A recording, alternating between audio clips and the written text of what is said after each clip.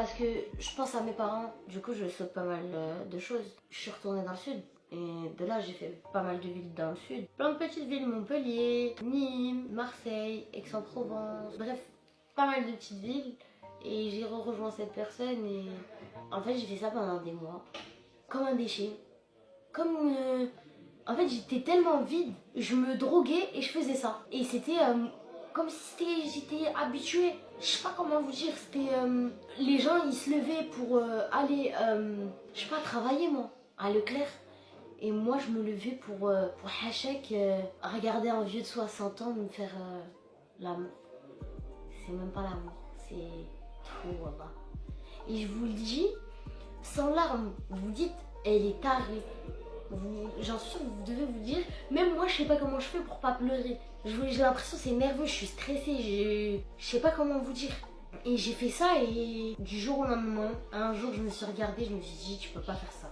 Tu peux pas faire ça toute ta vie et il faut savoir que mes parents, on s'appelait presque jamais. En fait, je me suis éloignée de mes parents. Je sais pas comment dire.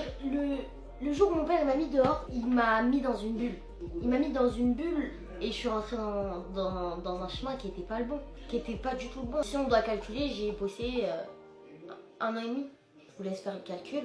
Et j'ai essayé d'avoir une vie normale tout en oubliant ce que j'ai fait. Mais je suis jamais sortie de cette bulle. Je suis toujours restée fermée dedans parce que ça a cassé quelque chose en moi de faire ça. Ça a cassé Mina.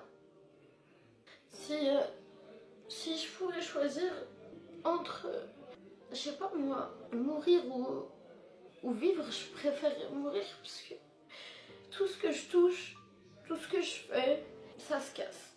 Même si demain je veux réussir, je veux faire quelque chose, il y a toujours quelque chose qui fait que ça marche pas parce que je sais que j'ai fait beaucoup de choses dans ma vie et que j'ai pas de baraka.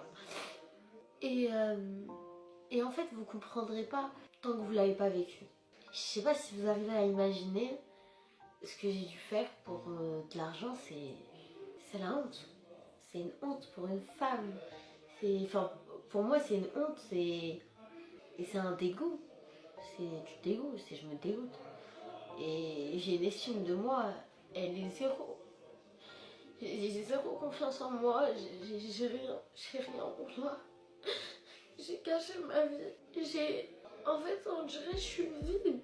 Wallah, on dirait que je parle aux gens. Juste pour leur parler, j'ai plus de discussions dans ma tête que dans la vraie vie. Je parle plus à mon cerveau qu'aux gens. Je suis dans une